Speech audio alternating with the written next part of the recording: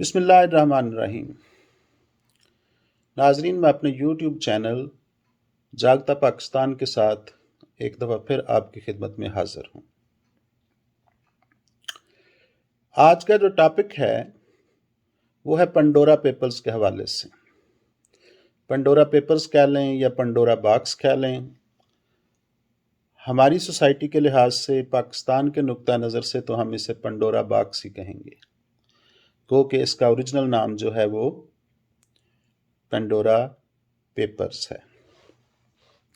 Actually Pandora papers जो है ये कुछ डॉक्यूमेंट्स हैं जो लीक की गई हैं एक ICIJ, international consortium of investigative journalist का ये फोरम है, जिन्होंने इस हवाले से रिसर्च की। ये फोरम जो है वो तकरीबन 600 जर्नलिस्ट पर मुश्तमिल है, जिसमें बताया जा रहा है कि 2 जर्नलिस्ट जो हैं वो पाकिस्तानी भी हैं। तो इन्होंने जो ऑफशोर कंपनी थी या ऑफशोर जायदादें थी, उस हवाले से कुछ तहकीकात की हैं, और इन तहकीकात के नतीजे में 700 अफराद जो हैं वो पाकिस्तानी ऐसे अफराद सामने आए हैं जिनकी ऑफशोर कंपनीज हैं। अब ये पहले तो ये बताता चलूं कि ये ऑफशोर कंपनी है क्या। ये बेसिकली ऑफशोर कंपनी जो है, ये अगर कोई प्रॉपर्टी बैरून मुल्क ली जाती है, ख़ास तौर पे इंग्लैंड में, तो अगर आपकी वहाँ पे नेशनैलिटी नहीं है, यानी अगर नेशनैलिटी नहीं है तो आप प्रॉपर्टी उस कंट्री में नहीं खरीद सकते। जबकि अगर आपकी नेशनैलिटी नहीं है तो फिर ये ऑफशोर कंपनी जो है वो फॉर्म की जाती है अपनी वहाँ पे प्रॉपर्टी परचेज करने के लिए और उसको मैनेज करने के लिए। और ये कंपनी जो है या तो बिल्कुल लो टैक्स पे करती है या बिल्कुल ही इस पे टैक्स जो है वो 0 रेटेड होता है। तो गोया ये एक तरीका है अपनी बैरून मुल्क में जायदाद छिपाने का और टैक्स की वायलेशन करने का, यानी अपने टैक्स को बचाने का एक तरीका है ये ऑफशोर कंपनी। अब हुआ ये कि तहकीकात के नतीजे में कुछ वफाकी वज़रा जो हैं उनके नाम भी सामने आए। इन वफाकी वज़रा में सबसे अहम जो वज़ीर हैं वो शौकत तरीन साहब हैं, जो कि वज़ीर ख़ज़ाना हैं। उसके बाद मोनस अलाई साहब हैं। उसके बाद एक सेनेटर हैं फैसल वाडा साहब, जिनका तल्लुक़ PTI से है। और इसके अलावा 1-2 और वज़ीर हैं। पंजाब के वज़ीर हैं अलीम अहमद ख़ान, तो उनकी भी ऑफशोर कंपनी जो है वो सामने आई है। तो ये तो 5-6 अफराद जो हैं इनका गवर्नमेंट से तल्लुक़ है। इसके अलावा अपोजिशन के 2 अफराद जो हैं वो सामने आए हैं। एक तो शर्जील मेमन साहब हैं, जो कि सिंध गवर्नमेंट के साबका वज़ीर इत्तलात रहे हैं। इसके अलावा अली डार साहब एक आदमी बताए जाते हैं, जो कि इसाक डार के बेटे हैं और मिस्टर नवाज शरीफ के वो दामाद भी हैं। अब जहाँ तक वज़रा का तल्लुक़ है, तो उस हवाले से उसी दिन ही फवाद चौधरी साहब, जो गवर्नमेंट के वफाकी वज़ीर इत्तलात हैं, उन्होंने फौरी तौर पे कह दिया कि जो वफाकी वज़रा हैं उनकी तो कमाई ये जो है हलाल है। वहाँ पे उन्होंने जो भी प्रॉपर्टी बनाई वो बड़ी मेहनत से बनाई, जो भी ऑफशोर कंपनियां बनाई वो बड़ी मेहनत से बनाई। लेकिन जो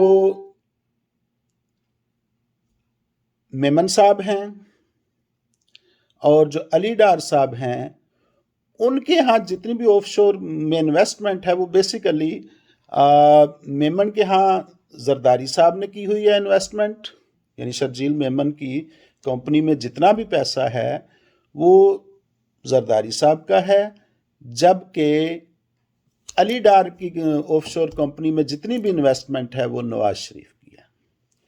گویا کیا لاجک ہے ڈیفینڈ کرنے کا کہ اگر کسی حکومتی بندے کی آف شور کمپنی ہے تو اس میں جو انویسٹمنٹ کی گئی ہے وہ تو بڑے اچھے طریقے سے ہے، وہ یعنی حلال طریقے سے ہے، سب کچھ لیگل ہے، جبکہ جو اپوزیشن کے کسی بندے نے اگر آف شور کمپنی بنائی ہوئی ہے تو وہ ساری جائیداد جو ہے وہ کرپشن کی ہے۔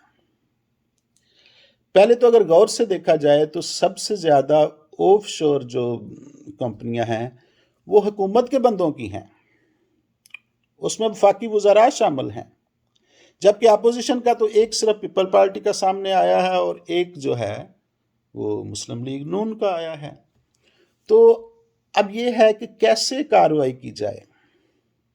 حسب معمول عمران خان صاحب نے ایک کمیٹی بنا دی جی کہ انویسٹیگیشن کی جائے گی اور پھر ان لوگوں کے خلاف کارروائی کی جائے گی جن کی بھی آف شور کمپنیاں ہیں۔ بھلا عمران خان صاحب یہ کارروائی کر سکیں گے؟ کسی کو یقین نہیں ہے۔ وہ پہلے وہ جو آٹے کے حوالے سے کمیٹی بنی تھی، پیٹرول کے حوالے سے کمیٹی بنی تھی، یا چینی کے حوالے سے جو کمیٹی بنی تھی، ان کے ریزلٹس کیا رہے؟ کیا چینی کی قیمت جو ہے وہ کنٹرول ہو سکی؟ آٹے کی قیمت جو ہے وہ کنٹرول ہو سکی؟ یا پیٹرول کی قیمت جو ہے وہ ہم کنٹرول کر سکے؟ ایسا ہرگز نہیں۔ اگر کسی معاملے کو ٹالا جاتا ہے، ٹال مٹول کرنی ہو، تو اس کے لیے کمیٹی بنا دی جاتی ہے یا انویسٹیگیٹو ایک بنا دی جاتی ہے 2-3 افراد پہ مشتمل کہ جی آپ انویسٹیگیٹ کریں، یعنی آپ کمیٹی کھیلتے رہیں، رزلٹ زیرو۔ آپ کمیٹی کھیلتے رہیں، رزلٹ جو ہے وہ زیرو رہے گا۔ اب ایک اور بڑا اہم فیکٹر ہے کہ ایک بندہ فرید الدین احمد خان، ایک نام لیا جا رہا ہے فرید الدین احمد خان کا، ان کے والد صاحب ہیں سعید الدین احمد خان، ان کی 2 آف شور کمپنیاں ہیں، اور بڑے دلچسپ انداز میں ایک اخبار نے، روزنامہ جنگ نے لکھا ہے کہ وہ جو جس شخص کی 2 آف شور کمپنیاں ہیں اس کا ایڈریس جو ہے وہ 2 زمان پارک، جو کہ عمران خان یعنی پرائم منسٹر صاحب کے گھر کا ایڈریس ہے، اس سے ملتا جلتا ان کمپنیوں کا ایڈریس ہے۔ مجھے یہ سمجھ نہیں آئی کہ یہ ملتا جلتا کیا ہوتا ہے۔ سپوز میرے گھر کا جو نمبر ہے وہ 50 ہے اور کوئی اور گھر جو ہے اس کا نمبر ہے 51۔ اگر تو کمپنیز میرے ایڈریس پہ ہیں تو اس کا مطلب کہ 100% وہ کمپنیز میری ہی ہیں، اور اگر وہ 51 کے یعنی ہاؤس نمبر 51 پہ ہیں تو اس کا مطلب ہے کہ پھر اسی وہ جو اونر ہاؤس نمبر 51 کا ہے اسی کا آف شور کمپنیوں کا وہی مالک ہے۔ تو یہ درمیان میں کیا بات ہوگی کہ جی ملتا جلتا ایڈریس ہے۔ بھائی ملتا جلتا ایڈریس کا مطلب ہے کہ ہے ہی ایڈریس وہ۔ اب رہی بات کہ وہ فرید الدین کہاں سے آ گیا، تو یہ تو بالکل ہی ایسے ہے جیسے وہ فلودے والا جو ہے، اس کے اکاؤنٹ میں اگر پیسے نکل آئے ہیں تو ہم حکومت جو ہے واضح طور پہ کہہ دے گی کہ یہ تو جی زرداری صاحب کی ہیں، یا کوئی پاپڑ والا منظور نکل آیا ہے تو اس کا کہہ دیا جائے گا کہ یہ جو ٹرانزیکشن ہوئی تھی وہ شہباز شریف نے بیسیکلی کی تھی۔ تو بھائی یہ جو فرید الدین صاحب ہیں جن کی 2 کمپنیوں کا ایڈریس جو ہے وہ زمان پارک کے گھر کے یعنی عمران خان کے گھر کے ایڈریس پہ آ رہا ہے، تو پھر کیوں نہ کہا جائے کہ یہ کمپنیاں بیسیکلی عمران خان صاحب کی ہی ہیں؟ اس سے ہم کیسے انکار کر سکتے ہیں؟ تو یہاں سے ایک تو بات یہ واضح ہو رہی ہے کہ میڈیا جو ہے وہ کتنا مظلوم ہے آج کل، کتنے دباؤ میں ہے کہ وہ واضح طور پر یہ نہیں کہہ پا رہا کہ اس ایڈریس کے نام سے 2 کمپنیاں ہیں، بلکہ یہ کہہ رہا ہے کہ جی ملتا جلتا ایڈریس ہے۔ بڑی حیرانی کی بات ہے۔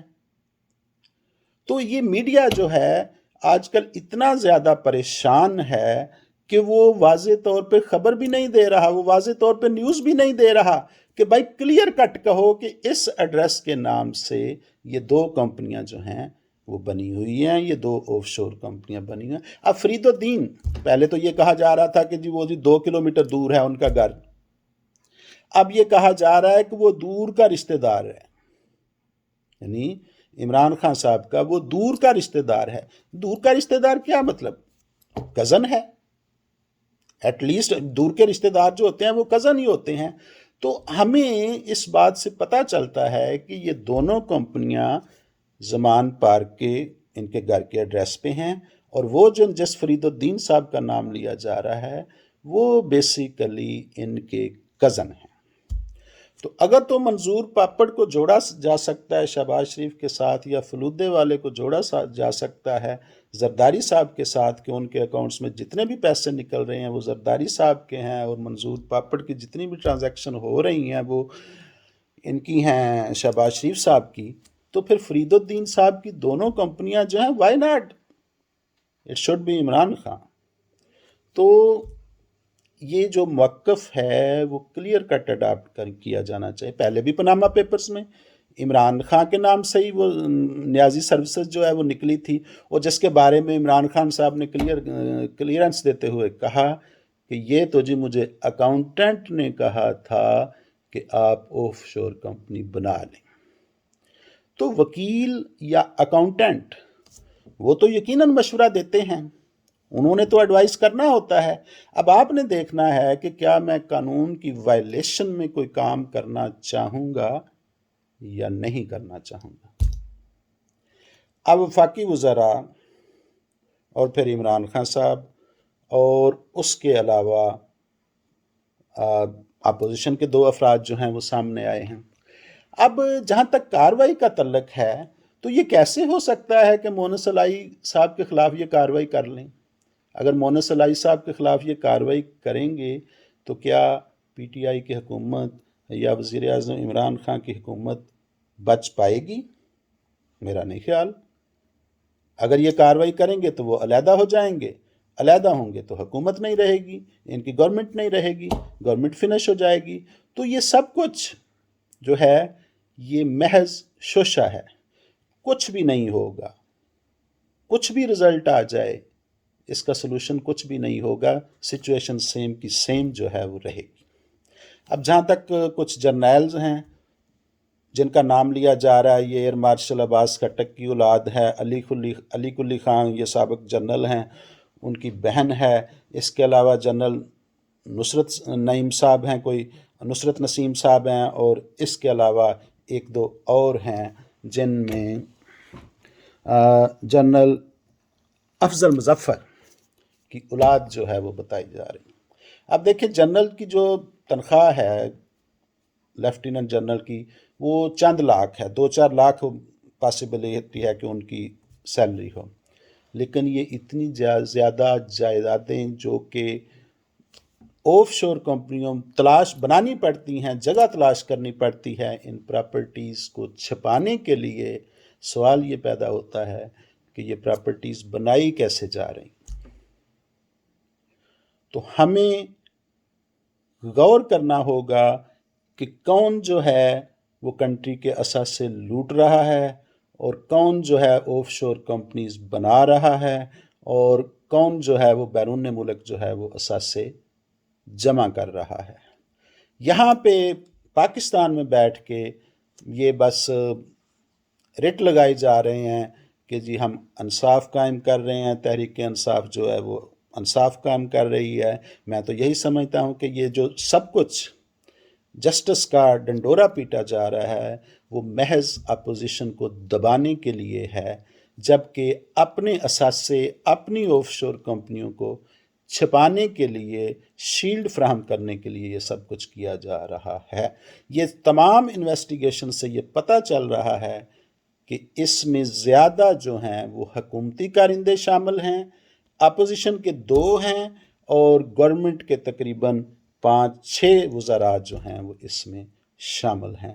تو یہ اپنی منجی کے نیچے وہ کیا کہتے ہیں کہ وہ نگوری پھیرنی پڑے گی، خود کو سوچنا پڑے گا کہ کون سی حکومت کے اندر جو ہیں وہ غلط کاری ہیں، کون سے غلط بندے حکومت میں شامل کیے جا رہے ہیں، حکومت میں ہیں، جو کہ حکومت کی ساکھ کو نقصان پہنچا رہے ہیں۔ تو ناظرین، یہ ساری جو ڈسکشن تھی، اس کا مقصد تھا کہ پتہ کیا جائے کہ کون رسپانسیبل ہے یہ آف شورز کمپنیز بنانے کا، کس نے اثاثے جو ہیں وہ اپنے کنٹری کے جو ہیں وہ بیرون ملک رکھے ہوئے ہیں۔ تو چینل کو سبسکرائب کرنا ہرگز نہ بھولیے گا۔ Thank you very much.